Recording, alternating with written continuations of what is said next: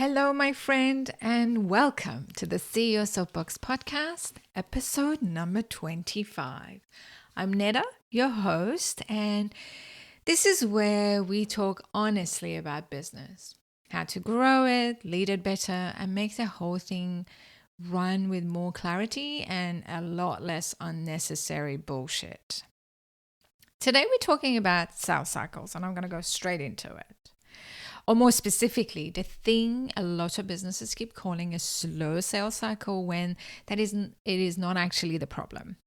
So a lot of times, your sales cycle is not slow. Your buyers are hesitating because your message is unclear.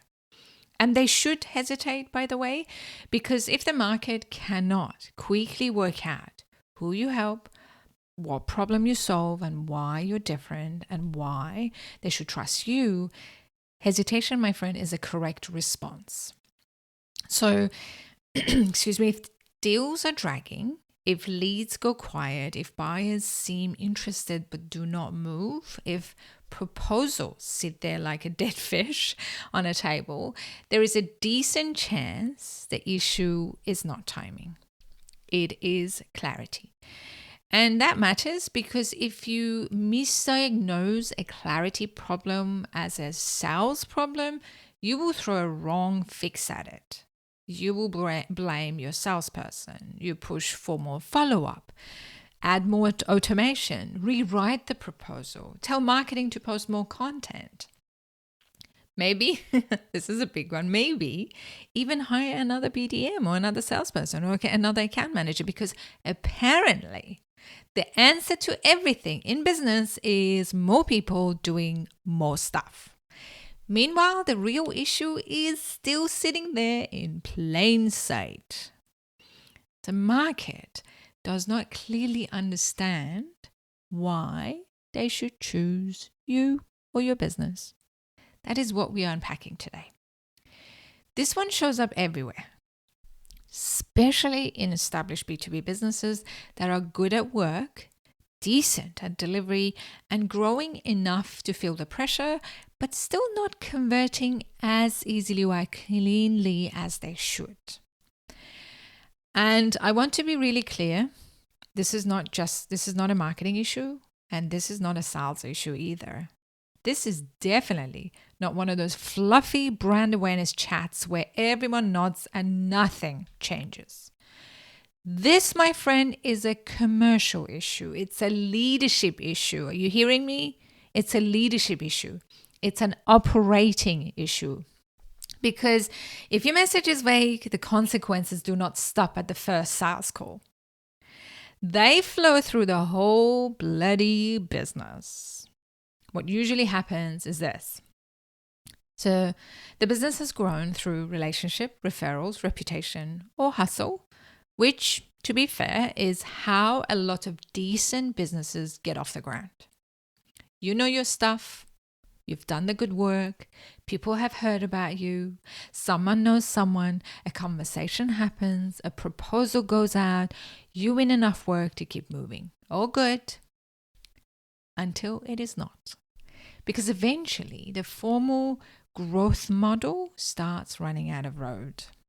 Now you want more consistency, more predictability, better quality leads, shorter time to close, stronger positioning for your business, better conversions, higher value work, less chasing, less explaining, less price pressure.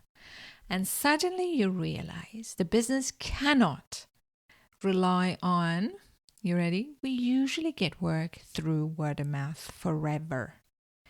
Now you actually need the market to understand you. Not after 3 calls, not after a giant proposal, not after the founder, you jumping in and explain it properly. I mean early, clearly and quickly. And this is where a lot of businesses get exposed. When you strip away the relationships and the legacy and the founder's ability to verbally rescue a vague pitch, the message underneath is often fuzzy as hell. It sounds fine internally, but to the buyer, not clear enough. It's too broad, too generic, too self-referential, too focused on service instead of outcomes, too full of we tailor our solution, too full of we pride ourselves on quality, too full of we offer end-to-end support, which honestly could describe half of the B2B businesses on LinkedIn and nearly all of boring ones. And buyers are not sitting there thinking, wow, end-to-end support, how unique. Nope. You know what they're thinking? Okay, but why you? Why this? Why now? Why is this commercially worth doing? Why should I trust that this solves my problem better than the other 5 businesses saying similar shit in slightly different fonts? That is the real question. And if your business is not answering that quickly and clearly, buyers slow down. Not because they're stupid. Don't ever think that. Not because they're difficult. Not because your salesperson forgot to send a follow-up email on Tuesday. They slow down because uncertainty slows decisions. Confusion slows decisions. This is how people work, especially in B2B. Especially when money is involved, especially when the buyer has risk, internal politics, competing priorities, budget pressure, stakeholder opinions, and 27 other things on their calendar. Unclear messaging creates friction, and friction stretches time. This is why I get a bit twitchy when people talk about sales cycle like it is this isolated thing sitting inside the sales team. As if sales is just one department over there, right over there, trying its best while marketing is over here doing content and leadership is somewhere else talking strategy and service and delivery is just waiting in the wings. That is not how this works. In a real business, the sales cycle is affected by the whole business system, whole commercial system. Your message, your market clarity, your offer, your proof, your targeting, your sales conversations, your follow-up process, your trust signals, your leadership decisions, your marketing agency if you have one, your team's ability to explain the value consistently, all of it. So when a sales cycle drags, when I come to the business, I do not just look at the pipeline stages and ask how often the salesperson followed up.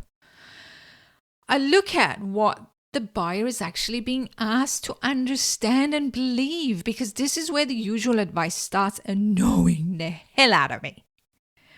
The internet loves stupidly simple answers. Post more, nurture harder, do more video, build a funnel, run retargeting, follow up 7 more times. And look, okay, hear me out. Some of that can help in the right context.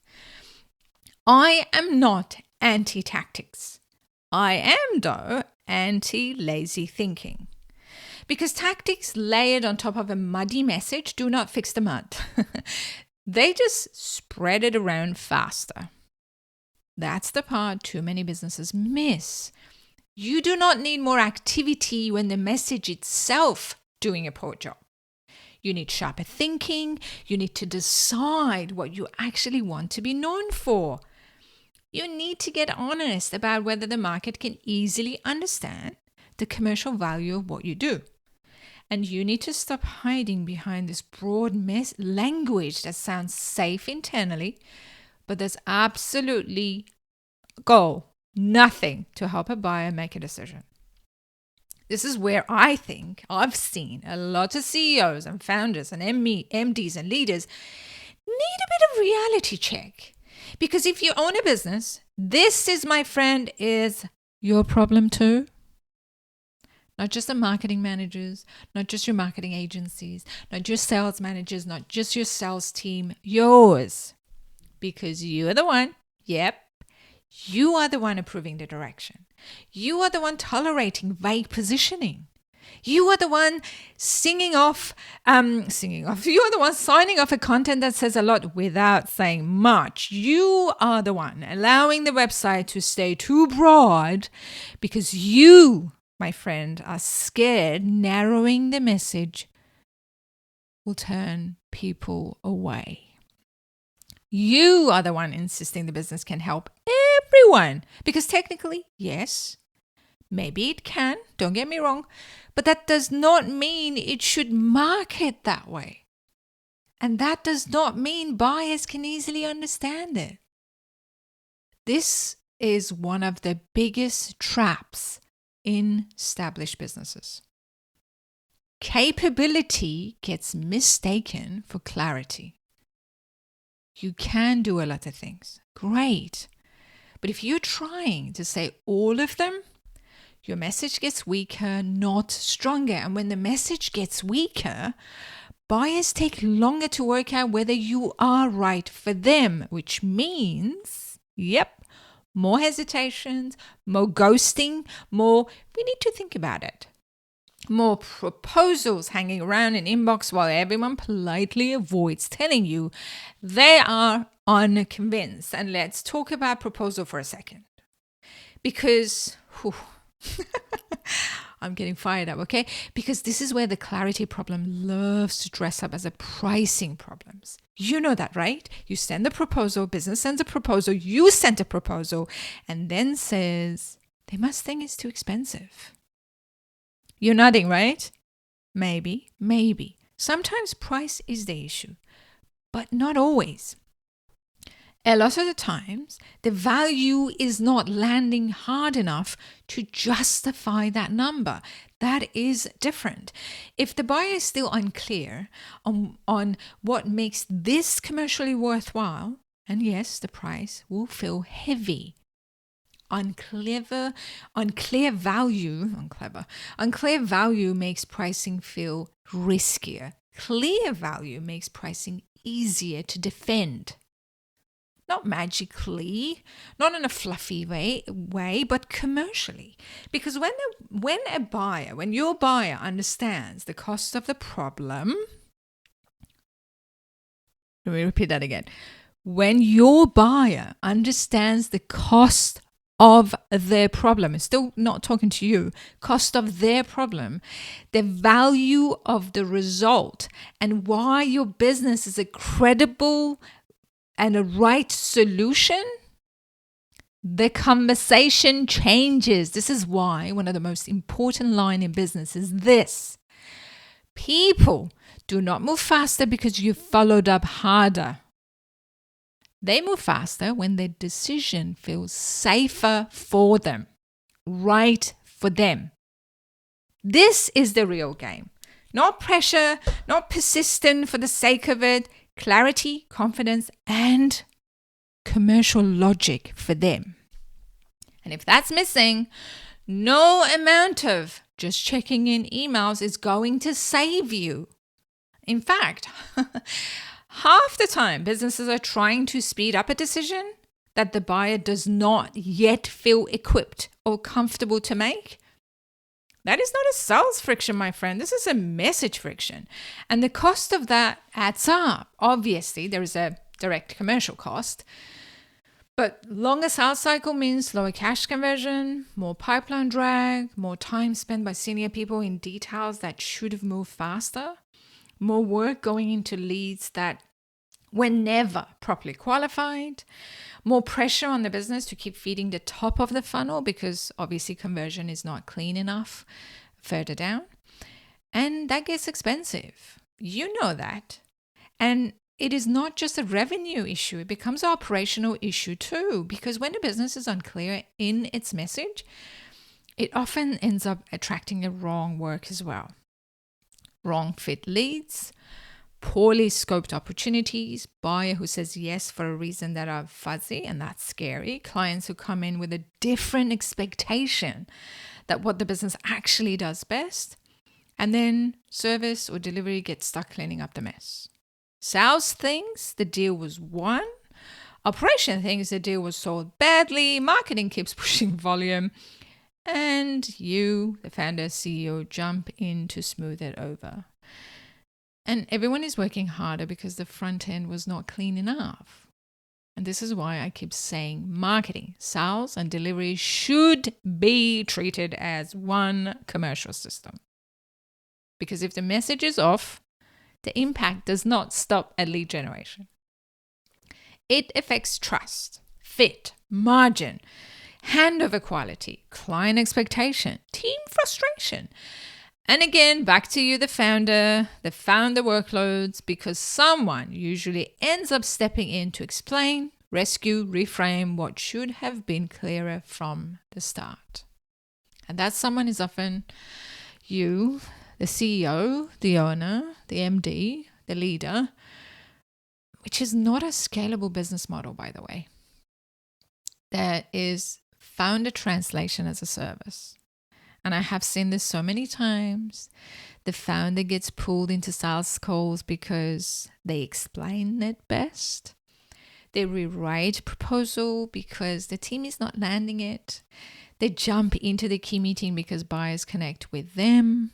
And look, sometimes that is fine in a smaller business. But if the business only converts well when you, as a leader, as an owner, as a CEO, personally show up to make the message make sense, that should concern you. The issue is not charisma. The issue is that clarity is living in your head instead of in the business, and that is risky. That makes growth more dependent, not more scalable. It makes revenue more founder reliant. It slows delegation. It weakens team confidence, and it makes it very bloody hard to build a business that performs consistently without you constantly translating what the business actually does. That is not a sales process. This is a dependency pattern. So what is the sharper way to look at this? Here it is. A slow sales cycles is often not a timing problem. It is a clarity problem showing up in time. That is the reframe. Because once you see it that way, you stop trying to fix everything with more activity. You start asking better questions. We love questions, right? So you start asking better questions, and questions like, can the buyer quickly understand what problem is solved best? Can they easily tell who we are for or who we are not for? This is very important too. Can they see why our offer is commercially valuable for their problem? Can they tell what makes us meaningfully different? Does a message reflect the reality of the work we do best, or is it vague compromise design designed not to offend anybody? Do our website, proposal, sales calls, case studies, and content all tell the same story? Or does the business sound different depending on who is talking to? That one matters more than people realize, because inconsistency kills confidence. You see, if marketing says one thing, your sales sells another, and the founder explained it in a third way, and the buyer has to do too much interpretive work, the buyer should not have to do the work that hard to understand you. And trust me, confusion kills them. People don't want to ask questions. Your buyers, you do not want to come across stupid, because you think if I say, I don't get what you're selling, you're probably going to think, this person doesn't understand what I'm talking about. We don't want to do that. So they should not have to work too hard to understand you. That is your job, not theirs. Yours, not theirs.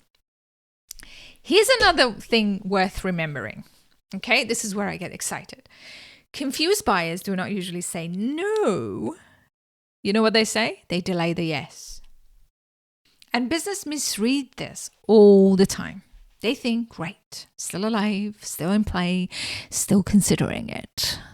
Maybe, or maybe, the buyer is unconvinced and being polite. And like I said before, they don't want to come across stupid. Maybe the value proposition is not strong enough for them. Maybe the risk feels too high for them. Maybe the message has not made the commercial case early enough or clearly enough. Maybe the business sounds fine, but not compelling enough. And fine does not move deals very well, especially when the buyers have options. Yeah.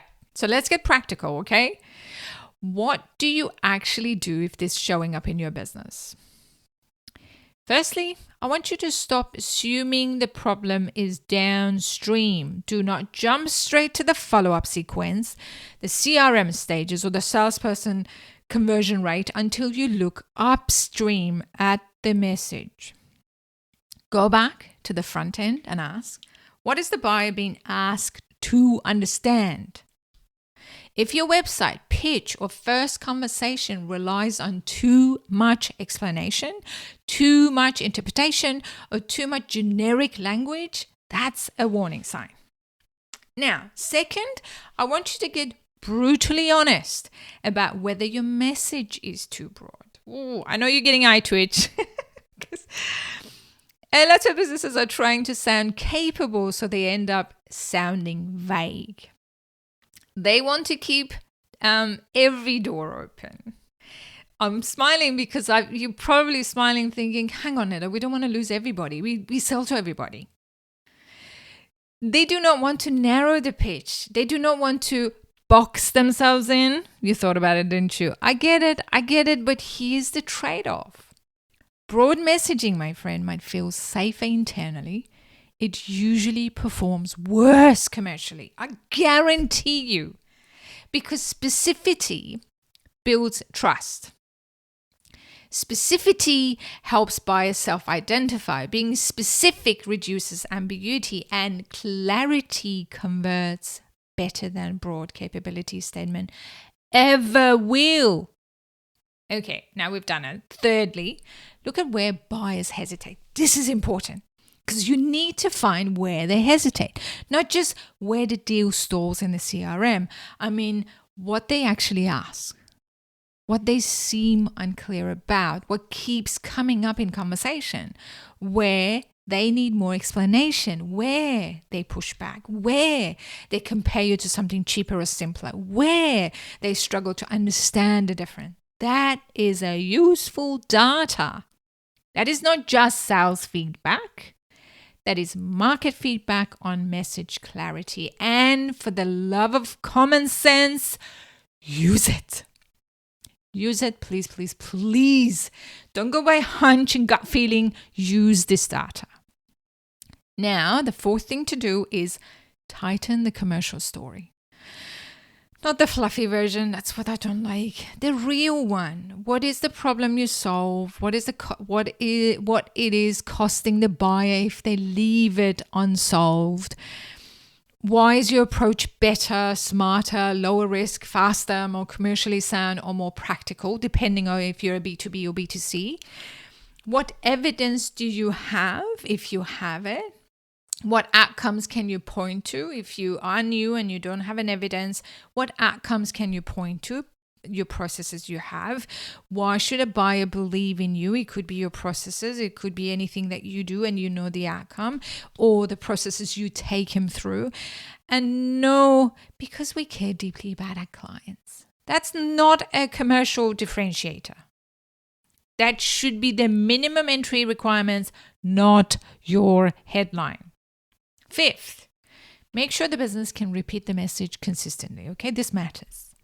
The message is not clear if only one person can explain it well. The founder, you, the CEO, the MD, whoever you are, the senior leader should not be the interpreter in chief. Okay? Your team should be able to articulate the problem, the value, the fit, and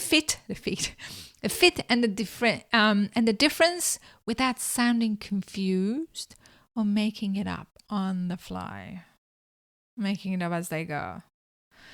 That takes work, but is worth doing, because when clarity becomes shared, confidence goes up across the whole commercial system. Marketing is sharper, I love this. Sales gets cleaner, delivery and operation gets better fit work, and leadership stops acting as an emergency translation layer every time a good opportunity shows up. You shouldn't be doing this. And sixth one, stop hiding behind more content as the answer. Please, please, please stop hiding behind more content. I say this as someone who absolutely believes in marketing. But content is not a substitute for clarity. Posting more when the message is weak is like turning the volume up on a song nobody likes. More does not fix it. Better fixes it. Clearer fixes it. Sharper fixes it. More strategic fixes it. This is where the status quo advice pisses me off, because there is so much noise telling businesses to just be more visible, post more often, get on a video, build a personal brand too, automate the funnel, crank out more lead magnets. Fine. But none of that matters much if the underlying message is still mushy. You cannot outpost a weak position.